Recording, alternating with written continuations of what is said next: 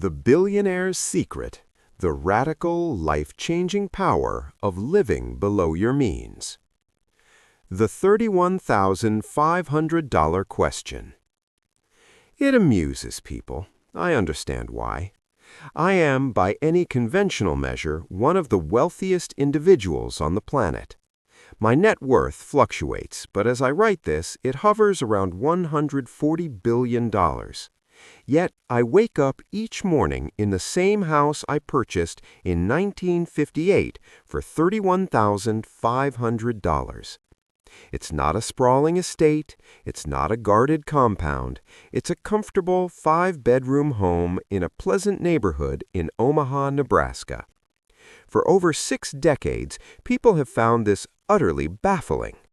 Warren, they ask, with a mixture of curiosity and disbelief, with all that money, why not buy a grand mansion, a private island, a fleet of yachts? Why not embrace a lifestyle that befits your immense wealth? My answer is always the same, and it seems to perplex them even more. I don't try to live like a rich man, because to me, true wealth has never been measured by the price tag on my possessions. It's defined by the breadth of my freedom. And that freedom, profound, unshakable, and deeply personal, stems directly from a single lifelong habit: living below your means. I am 94 years old. This principle has been the cornerstone of my existence for as long as I can remember. It guided me when I was a boy delivering newspapers for a few dollars a week.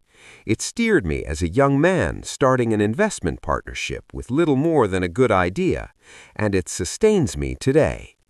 That singular discipline, I have come to believe, has been more valuable than any single stock I ever picked, any company I ever bought.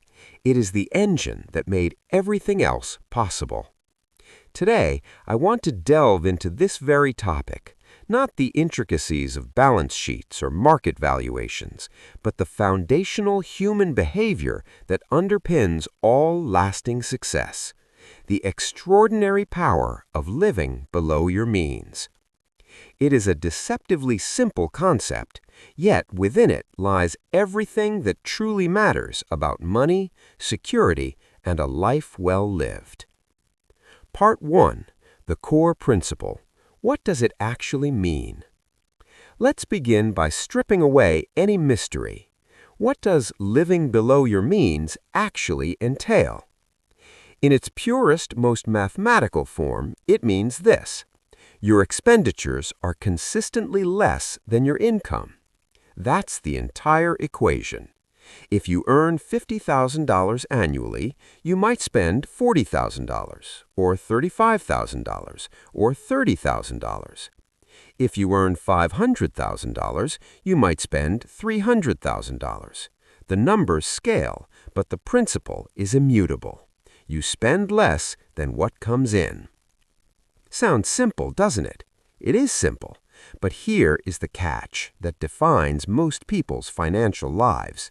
Most people fail to do it. The majority spend exactly what they make, living in a precise, fragile equilibrium. A great many others spend more, plunging into debt, mortgaging their future earnings to finance a present-day illusion. They find themselves trapped on a relentless treadmill, working to pay for a lifestyle that their paycheck demands they maintain, leaving nothing behind, building nothing for tomorrow. And then, bewildered, they wonder why they're perpetually anxious about money, why the slightest financial hiccup, a car repair, a medical bill, feels like a crisis. I absorbed the antidote to this anxiety very early, and I received it from my first and most important teacher, my father, Howard Buffett. During the Great Depression, my father, a stockbroker, witnessed firsthand the devastating human-scale impact of financial collapse. He didn't just see charts dip, he saw lives unravel. He saw families who appeared prosperous lose everything because their lifestyles were built on a foundation of debt and speculation. He saw the humiliation and desperation that followed when the music stopped. He imparted a truth to me that became etched in my mind. "Warren," he said, "the amount of money you earn is of secondary importance. What is primary, what is absolutely critical, is the amount you keep." That wisdom has resonated throughout my entire life because he was incontrovertibly right. You can earn $1 million a year, but if you spend $1,000,001, you're moving backwards. You're on a financial treadmill, running faster and faster just to stay in the same place with nothing to show for your effort but exhaustion. But if you make $50,000 and spend $30,000, you have $20,000 remaining. And that $20,000 is not just a number in a bank account. That is power. That is options. That is breathing room. That is the seed capital for your future. It is the bedrock upon which you can deliberately, confidently build lasting wealth. Part 2. My House, a Case Study in Conscious Choice. People tend to fixate on my house. They assume it must be a calculated stunt, a piece of folksy branding, or a strange personal quirk. I assure you, it is none of those things. It is simply the logical outcome of a philosophy lived daily. I bought that house in Omaha in $31,500 when I was 28 years old. My wife, Susie, and our young family needed a home. It was and is a solid, well-built house. It has 5 bedrooms, 2.5 baths, and a nice backyard. It's not extravagant, but it is more than comfortable. It is a home filled with decades of memories. For 67 years, it has served my needs perfectly. "Warren," people say, "you could buy any house in the world. You could own palaces. You could have a different home for every season."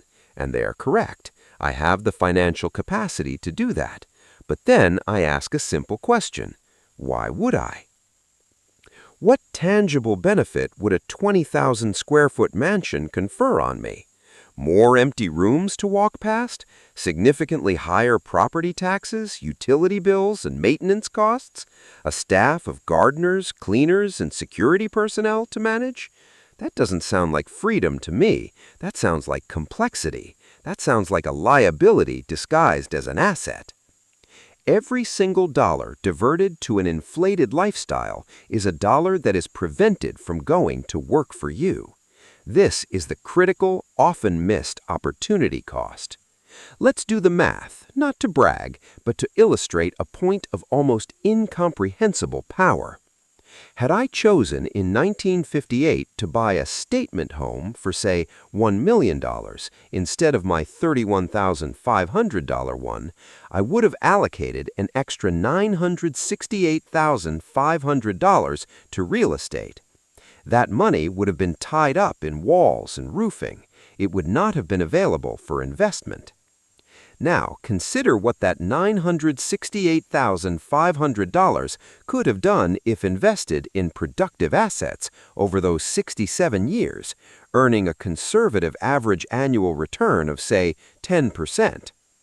Through the magic of compound interest, that sum would have grown into hundreds of millions of dollars, perhaps more.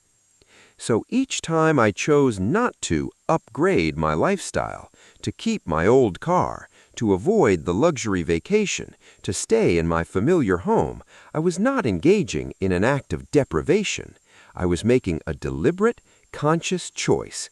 Immediate lifestyle gratification versus future wealth and freedom. I was choosing the latter. My house is not a symbol of frugality for its own sake. It is a monument to the power of opportunity cost, understood and respected. It is the physical manifestation of a simple truth. Wealth is built by what you keep and invest, not by what you spend to impress others.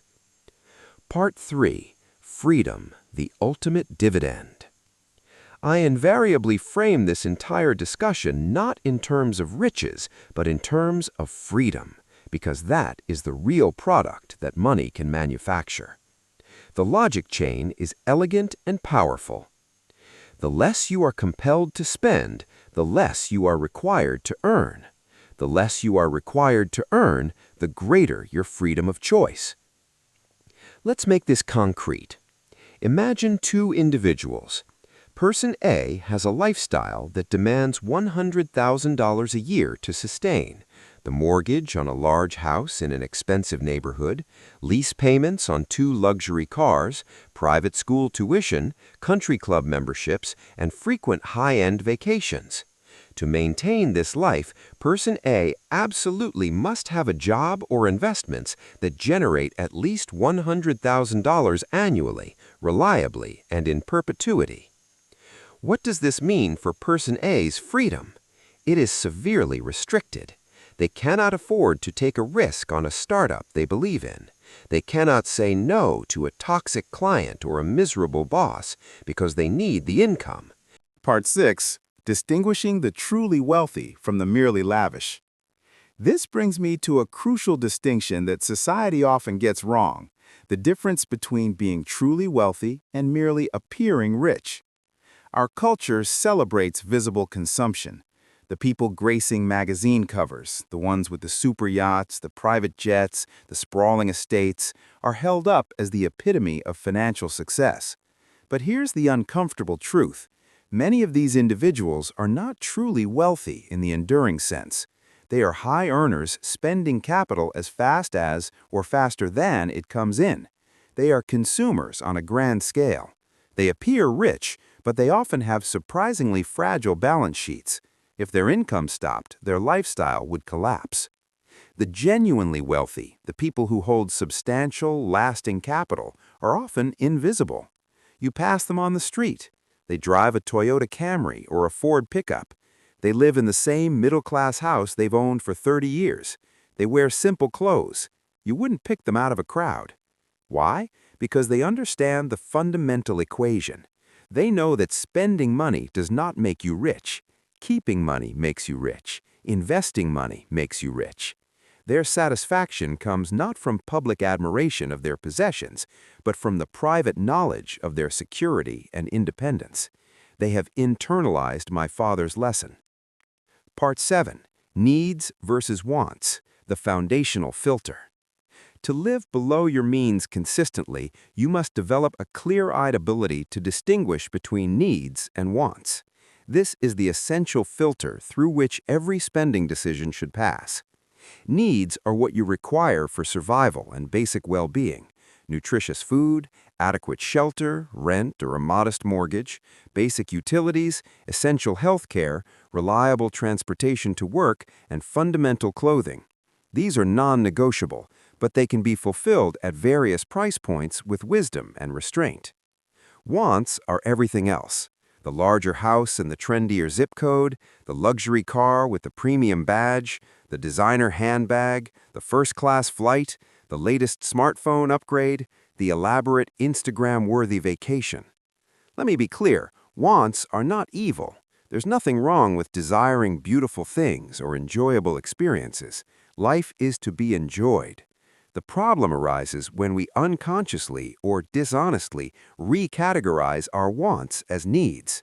We say, "I need a new car," when our current car runs perfectly well. We say, "I need a vacation in the Maldives," when what we truly need is rest, which could be found in a nearby state park. This linguistic sleight of hand is the gateway to the lifestyle treadmill. The practice, then, is one of conscious acknowledgement. Before a purchase, pause and ask, is this a genuine need or is it a want?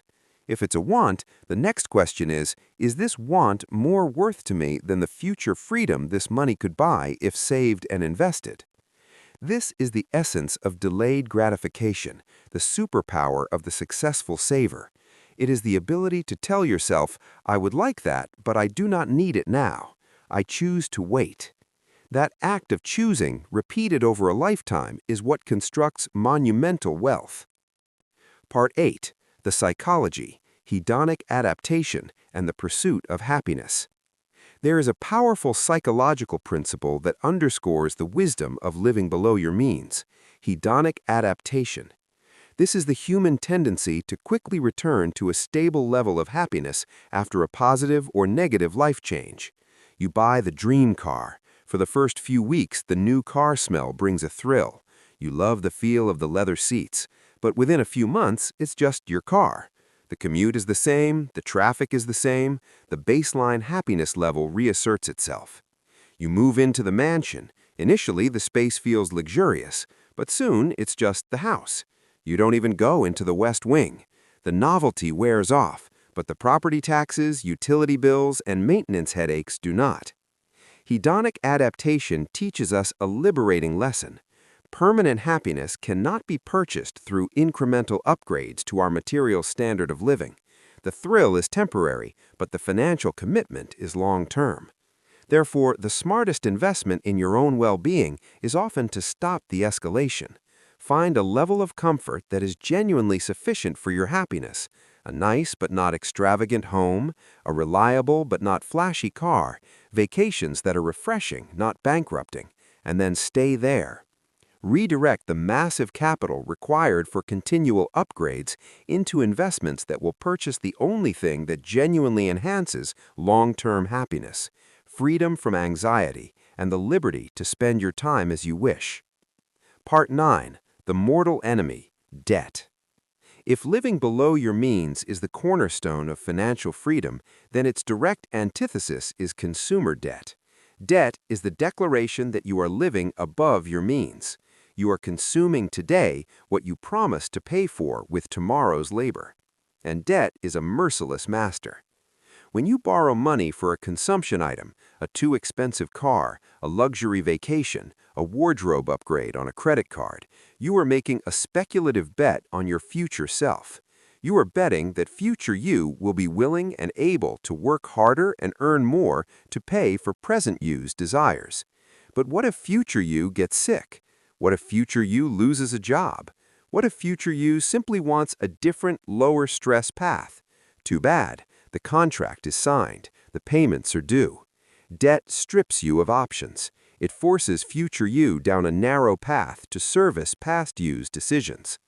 I have assiduously avoided personal debt my entire life. No credit card balances, no car loans after my first very modest one, no mortgage on my home after it was paid off early. I understood intuitively that debt is the enemy of compounding. Money that flows out as interest payments is money that can never work for you. There are, of course, nuanced exceptions. A reasonable mortgage on a home you can truly afford can be a form of enforced savings. Student debt for an education that materially boosts your earning potential can be an investment in human capital. But these are carefully calculated, value-producing uses of leverage. They are not the same as financing a lifestyle. Consumer debt, especially high-interest credit card debt, is an emergency. It is a hole that must be filled before any serious wealth building can begin. If you are in debt, your first and only financial mission is to get out. Every other priority is secondary. Part 10. The Blueprint. How to actually do it. Philosophy is essential, but practice is everything. How do you translate this principle into daily life? Here is a practical 4-step blueprint. 1. Track and know your numbers. You cannot manage what you do not measure. For 1 month, track every single dollar you spend. Use an app, a spreadsheet, or a notebook. Be ruthlessly honest.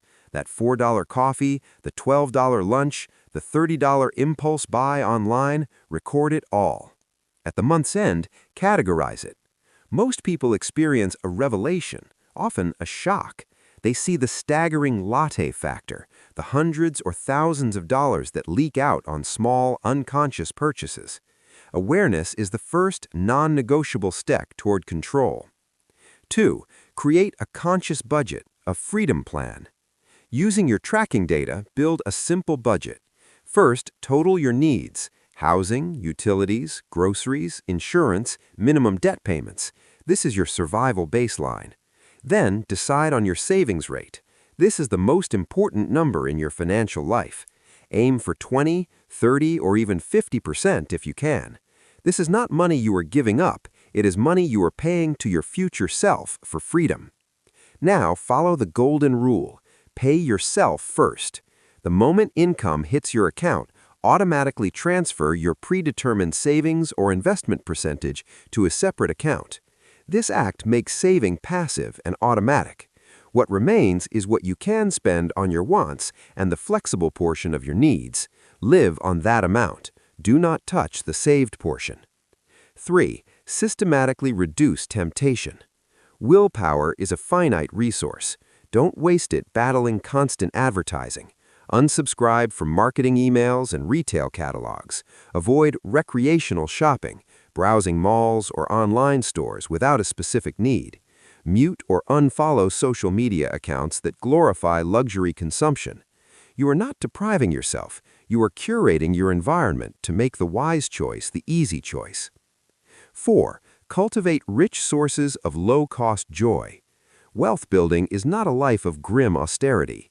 It is about redirecting resources from things that don't bring lasting happiness to those that do. Some of the richest experiences are inexpensive or free. A long walk with a loved one, a library book, a potluck dinner with friends, a hike in nature, learning a new skill online, playing a board game. Invest in relationships, experiences, and personal growth. These are the dividends of a life well lived, and they compound in happiness, not in dollars. Part 11. The Long View, Legacy, and a Life of Purpose. When you live below your means, the benefits ripple out far beyond your own bank account and personal freedom. You are building something that can endure, a legacy. I am in the process of giving away over 99% of my wealth. Through the Giving Pledge and direct philanthropy, my capital is being channeled to tackle society's greatest problems: disease, poverty, educational inequality.